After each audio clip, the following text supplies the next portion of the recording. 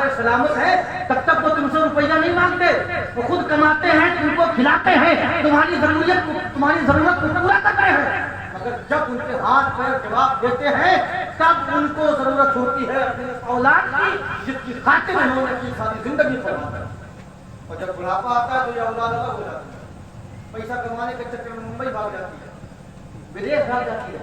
और माँ बाप की सेवा उस अंदाज में नहीं कर पाती जिस तरह मेरे हदीस ज़ईफ़ है मगर है। आका फरमाते हैं कि काश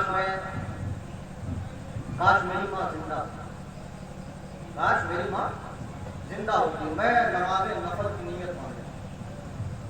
और मेरी माँ मुझे पुकारती, बेटे मोहम्मद कहाँ हो, मैं नमाज छोड़ की माँ के कदमों में खड़ा। तो जिंदगी में ख्याल करो, मरने के बाद इशाले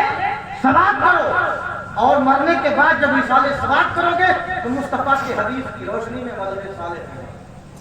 नेक औलाद कहलाओगे, नेक पर्सन कहलाओगे, नेक बेटा कहलाओगे। और हाँ, आज तक तो लोग का हाल ये कि 40 के बाद कब्रिस्तान का रुख ऐसे भूल जाते हैं कि पता नहीं रहता कि हमने किस तरह दफन किया। जिस बाप से मोहब्बत की बात करते थे आप, उस बाप की खबर धंस जाती है, ठह जाती है, औलाद को ये फिक्र नहीं होती कि बाप की खबर।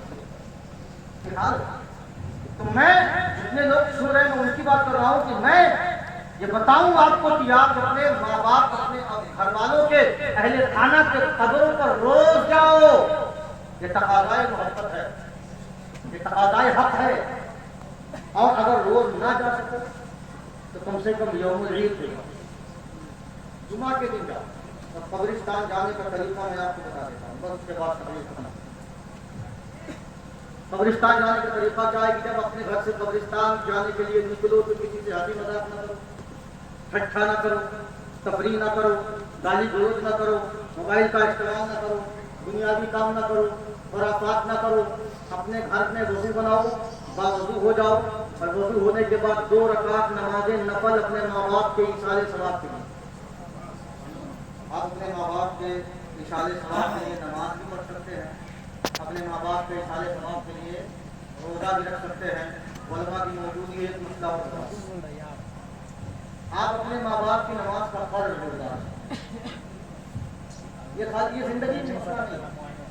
ये बारे फर्ज है, बारे मौत। यानी अगर कोई अपने माँ बाप की नमाज का फर्ज उतारना चाहता है, मज़हब हनफिया के मुताबिक, हनफियों की बात करें तो एक सदक़े फिक्र, एक नमाज की उजरत। यानी अगर किसी के बाप ने 5 साल नमाज नहीं, अब वो चाहता है कि मेरे बाप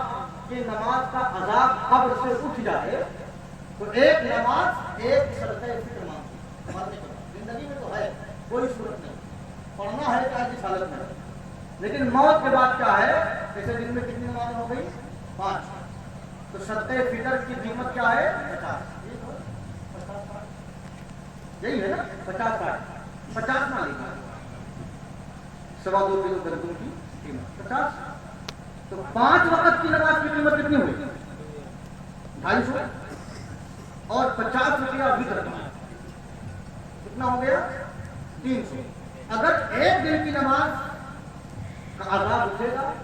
तो सदक़े फिक्र की मिक़दार यानी 300 रुपया का है। ये नियत करके गरीब को देना पड़ेगा, किसी मदरसे में देना पड़ेगा कि ये हमारी बात की नमाजों का फर्ज है, मेरा बात दुनिया में नहीं है। मैं उलमा के मुस्लिम हूँ, बाकी आप इसमें सवाल कर लीजिएगा, तलाश करवा दीजिएगा, मैं मत करवा दीजिएगा, है ना। तो अब इसी हिसाब से आप जोड़ लो कि एक साल में 365 दिन होते हैं, निकाल लेना, कैलकुलेट कर लेना, और जितना बाप ने छोड़ी है उसी हिसाब से आप अगर ऐसा कर देंगे तो इस नमाज का जो वबालो गुनाह उसके सर पे चढ़ा है, रब्बुल इज्जत अपने रहमो करम से उसे माफ। और एक रोजे का भी यही बदला होता है, सदक़े फितर जितना छोड़ा है उसका। तो आप हर एतबार से माँ बाप का ख्याल कर सकते हैं, क्योंकि ये प्रॉपर्टी उन्होंने दी है, वरना ये जमीन और जायदाद इनकी देन है, वरना सारी जिंदगी कमाओ तो बीघा जमीन खरीदने में सारी जिंदगी कमाई सब हो जाती है। अल्लाह माशाअल्लाह 2-4 ऐसे जिंदगी में अल्लाह ने फराखी रखी। तो ये कर्ज अदा करने का तरीका मैंने बता दिया, काफी आप समझ लीजिएगा किताबों में। अब कब्रिस्तान जाना है तो फिर आप दुनियावी बात नहीं करेंगे, उसके लिए रोज जाए, अगर ना जा सके जुमा के दिन सबसे बेहतर तरीका है नमाज जुमा पढ़े, 2 रकात ना पढ़े, 14 पढ़े, और 14 के बाद 2 रकात और बढ़ा के 16 कर ले,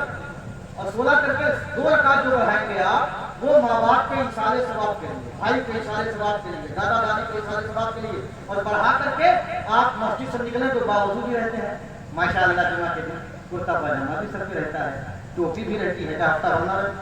टोपी भी रहती है, खुशबू भी लगाए रहते हैं, दुनियावी बात ना करे, खाना वाला घंटा बाद खा लीजिएगा, और दरूद शरीफ पढ़ते हुए, कलमा शरीफ पढ़ते हुए, सुभान अल्लाह कहते हुए, अल्हम्दुलिल्लाह अल्लाह अकबर कहते हुए अपने मस्जिद से निकले, और किसी से बात किए बगैर कब्रिस्तान का दरवाजा खोले, सलाम करते हुए वहां जाकर के माँ की कब्र के पैताने खड़े हो जाए, बाप की कब्र के पैताने खड़े हो जाए, भाई की कब्र के पैताने खड़े हो जाए, और जाने के बाद जो पढ़ा है खाली एक जुमला कह दे, मेरे मौला जो मैंने वहां से लेकर के यहाँ तक पढ़ा है, मौला मैं पढ़ना तो नहीं जानता, जो टूटे फूटे अल्फाज में पेश किया है,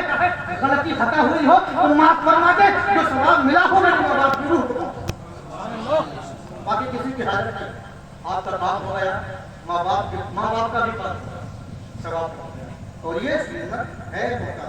आका का तरीका था, शुहदाए बदर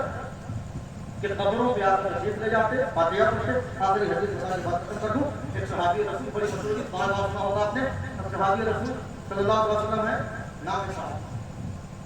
आके आका रसूलुल्लाह, मैं अपनी माँ के नाम पे इशारे सवाब करना चाहता हूँ, तो आका कायनात ने फरमाया इस आज जाओ मदीने में पानी की किल्लत, एक कुआं खुदवा दो, पानी निकल आएगा, वो पानी लोगों के लिए आम कर दो, वक्त कर दो, छोड़ दो कि जो चाहे जो पानी पिए, जब तक इस कुएं का पानी